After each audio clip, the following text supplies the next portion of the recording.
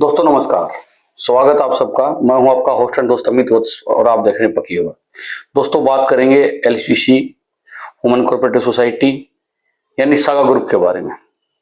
Saga group के बारे में आप सब जानते हो, 7 कोऑपरेटिव सोसाइटीज का समूह था। उससे पहले वो ऑप्शन 1 नाम से कंपनी चलाते थे। उससे पहले कोई और नाम से कंपनी चलाने वाला समीर अग्रवाल, आर.के. सेठी, शबाब हुसैन की मिली जुली एक फ्रॉड प्लान्ड कंपनी थी।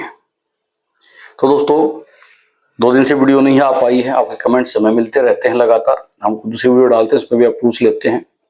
तो दोस्तों वीडियो ना आने का कारण सिर्फ एक ही था। एक तो कोई अपडेट्स नहीं थी इतनी खास आपको बताने के लिए, दूसरा मैं थोड़ा सा बिजी भी था पर्सनल कार्य में। तो दोस्तों अब अपडेट्स बता देता हूं। बिहार इलेक्शन में लगातार जो विपक्ष के एमपीज हैं, विपक्ष के नेता हैं, उन्होंने वादा किया है कि वो इस मुद्दे को उठाएंगे और उनकी सरकार बनती है तो इसको सुलझाने का प्रयास भी करेंगे। इसके अलावा दोस्तों आपके कुछ क्वेश्चंस थे हमारे पास, मैंने एक लाइव किया था। लाइव में बहुत सारे क्वेश्चंस किए तो हमने आपको आंसर दिए थे, लेकिन उसके बाद भी बहुत सारे दोस्तों ने बहुत सारी बातें हमसे कमेंट के माध्यम से पूछी हैं। तो दोस्तों जिनके जवाब लाइव में देने रह गए थे उनके जवाब में अब इसी वीडियो में डालते हैं। मुनीब जी कहते हैं अब कुछ नहीं मिलने वाला है, सब आगे गायब हो जाएगा, सरकार सारा पैसा खा जाएगी। मुनीब जी पहली बात तो अच्छी बात है, हम विरोध करते हैं गवर्नमेंट का और मैं अपनी वीडियो में लगभग मेंशन भी करता हूं। और इसके अलावा ये भी बताता हूं कि शासन प्रशासन ने कहां कमी रखी है। लेकिन इसका मतलब ये नहीं है कि हम दूसरे के गुनाह भी सरकार पे डालते रहे।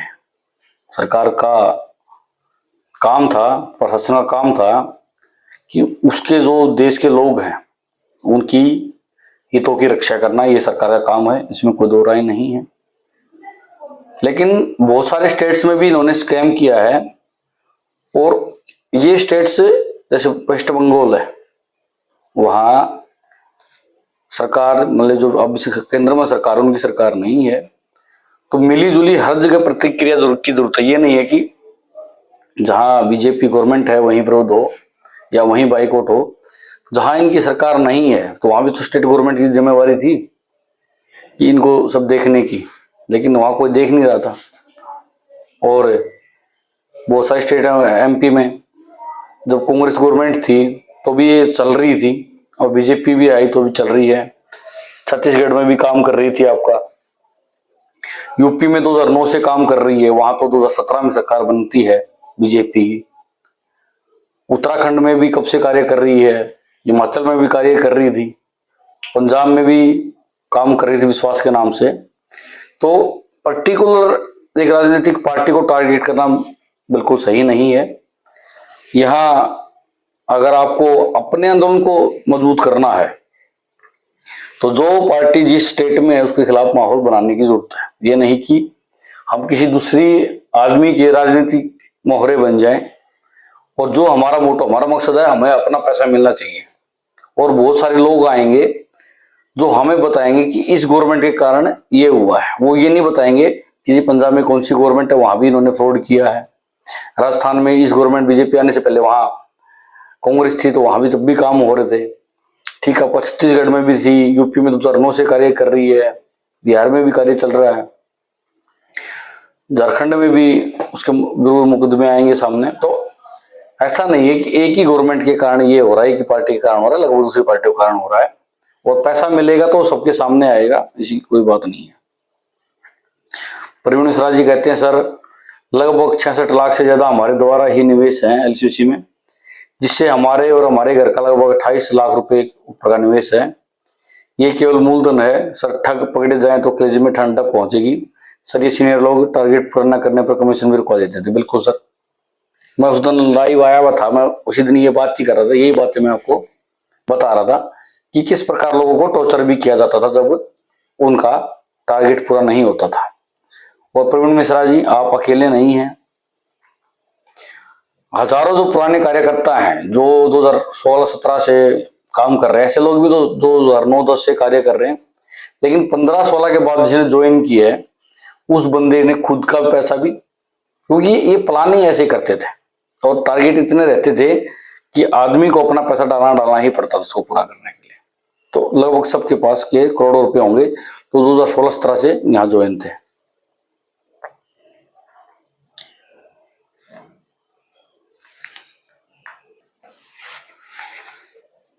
प्रभुनाथ जी कहते हैं, सर ह्यूमन सोसाइटी के जितने बड़े लीडर के ऊपर फायर हुई है वो अब तक गिरफ्तार क्यों नहीं हुए? अगर गिरफ्तार हुए हैं तो सोसाइटी के बारे में अब तक पोल क्यों नहीं खोली? अब तक बड़े बड़े लीडर बाहर घूम रहे हैं, कस्टमर डेली फोन करते हैं, उनसे झूठ बोला जा रहा है। अभी कोर्ट में कार्रवाई चल रही है, अब सुप्रीम कोर्ट में कार्रवाई चल रही है। धन्यवाद। ऐसा सर बहुत सारे बड़े बड़े लीडर हरियाणा में और यूपी में पकड़े गए हैं। 100 के, अगर ऑल इंडिया की बात करो 100 के आसपास आदमियों को गिरफ्तार किया गया है और उन सब की जमानत के केस से जमानत की सुनवाइयां कोर्ट में चल रही, इसमें कोई दो राय नहीं है। High court, Calcutta high court में एक सुनवाई चल रही थी, उसकी डिटेल्स मैं निकाल के लेके आऊंगा, एक बार मैंने उसका डिटेल्स में आपको बताया था, लेकिन वो बेल से रिलेटेड थी इसलिए उसको आगे नहीं बढ़ाया। लेकिन अगर आप ऐसे चाहते हैं कि कार्रवाई की बताई जाए तो कलकत्ता हाई कोर्ट की मैं दोबारा सर्च करता हूँ, मैंने लिखी है कहीं केस नंबर निकाल के, उसमें क्या चल रहा है वो भी मैं आपको जरूर बताता हूँ। काला फ्रूट जी पूछते हैं कि आवेदन कब स्टार्ट होंगे सर? सर जब तक, अभी तो मेरे हिसाब से आसपास कोई ऐसी मेरे को लग नहीं रही संभावना कि आवेदन अभी कोई लेने वाला है, क्योंकि लिक्विडेटर के माध्यम से भी जैसी उम्मीद थी उस प्रकार का रिस्पॉन्स नहीं आ रहा है। ये सब नेशनल ज्योति बेसवर जी कहते हैं, ये सब नेशनल न्यूज क्यों नहीं बनती, क्या कारण है? गिरफ्तारी तेज की जाए, आरती बंसल, अनुराग बंसल, ईश्वर प्रसाद को जल्द गिरफ्तार किया जाए। ज्योति जी, आंदोलन और को बड़ा करना पड़ेगा। तब मैंने कई बार बताया कि जब तक लोग इकट्ठे नहीं होंगे, बुलाए जाते हैं 100 पहुंचते हैं 10, तो आंदोलन कैसे बड़ा होगा? और जब तक लोग नहीं जुटेंगे, आंदोलन बड़ा नहीं होगा तो सरकार दबाव नहीं मानेगी, और जब तक सरकार पर प्रेशर नहीं बनेगा, इस लायक संख्या नहीं होगी, तब तक न्यूज चैनल वाले भी क्यों दिखाएंगे? न्यूज चैनल वालों को चाहिए टीआरपी, और टीआरपी तब आती है जब आंदोलन करने वाले लोग की संख्या ज्यादा हो या उनका शक्ति प्रदर्शन जोरदार हो। जैसे उत्तराखंड में नारी शक्ति ने कैसे धामी साहब के घर पहुंचने की कोशिश की, लखनऊ में कोशिश की, हरियाणा में हजारों लोगों ने इकट्ठे होकर कुरुक्षेत्र में सीएम साहब की सिटी में धरना दिया गया, जिसके बाद उनका ज्ञापन तुरंत लिया गया और उसके बाद से लगातार एक्शन चालू है। तो ऐसे ही आप लोग भी इकट्ठे हो गए ज्ञापन पर दें और कार्रवाई की मांग करें। दूसरा, बड़े बड़े लीडर गायब इसलिए रहते हैं, बहुत सारे तो पहले ही उनको पता था कि क्या रहने वाला, वो जगह छोड़ चुके हैं, अपनी जगह भाग चुके हैं या फरार है, जिसको हम बोलते हैं फरारी काट रहे हैं, इसके कारण गिरफ्तार नहीं हो पा रहे हैं।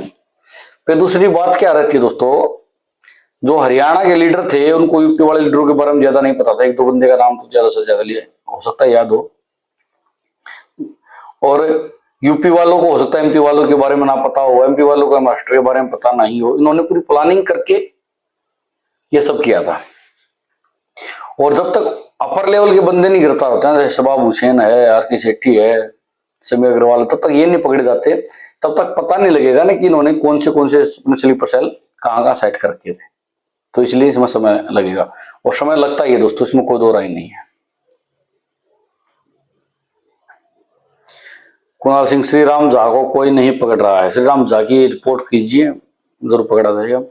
और ऐसा सर मैडम कुणाल सिंह जी, प्रशासन अपना कार्य करता है, वो बता के नहीं करने वाला। अगर वो बता के एक्शन ले तो सारी बातें मीडिया में आएंगी और मीडिया वाले बता देंगे सोशल मीडिया पर कि अब झा साहब को पकड़ने की तैयारी है, इसको पकड़ने की तैयारी है, तो वो बंदा पहले ही वहां से निकल जाएगा।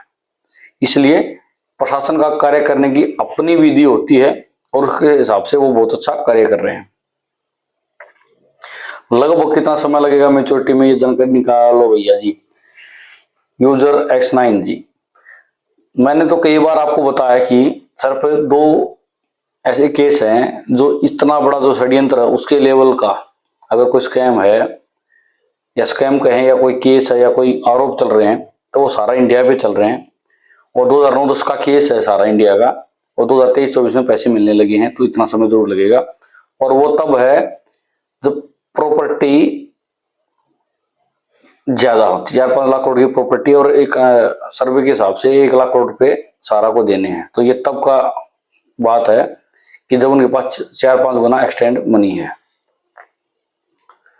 श्री सर का पैसा कब तक मिलेगा और कब तपस होगी, पता नहीं सर ये क्या लिख रखे उन्होंने। प्रजापति जी यही सर, सातों सोसाइटी का साथ में मिलेगा वरना किसी का नहीं मिलने वाला है। मैडम जी सर जी हमने भी बहुत पैसा ऐसी वुमन डेवलप फॉर सोसाइटी में लगा रखा है बेटी की शादी के लिए। बिल्कुल मैडम, बिल्कुल लगा रखा होगा आपने।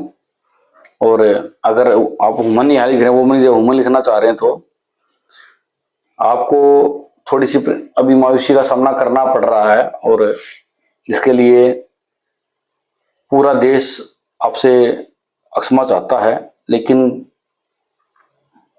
समय लगेगा, पैसा जरूर मिलेगा आपका, ये आप विश्वास रखें। संदीप सिंह जी अगर सरकार अपना बनाया कानून लागू नहीं कर रही है तो किस पर विश्वास करें। बिल्कुल सर, इस प्रकार की बातें तो मैं लगातार कहता ही रहा हूं कि जिसकी ड्यूटी थी ये चेक करने की कि जो यहाँ के जो नागरिक हैं, भारत के जो लोग हैं, उनके साथ कुछ गलत नहीं होना चाहिए, उनकी आर्थिक शारीरिक हानि नहीं होनी चाहिए, उन लोगों ने कहीं ना कहीं अपनी ड्यूटी करने में चूक किया। तो दोस्तों आज की वीडियो में इतना ही है। अगर आपके और कोई क्यूरीज है कमेंट के माध्यम से हमसे जरूर पूछ सकते हैं। इस संडे को कोशिश करेंगे लाइव आने की, लाइव बात करेंगे और जो आपके मन में सवाल है उनका जवाब जरूर देंगे। तो मिलेंगे आपसे नेक्स्ट वीडियो में। तब तक के लिए आपको क्या करना है, वीडियो को लाइक करना, शेयर करना, चैनल को सब्सक्राइब जरूर कर देना। धन्यवाद।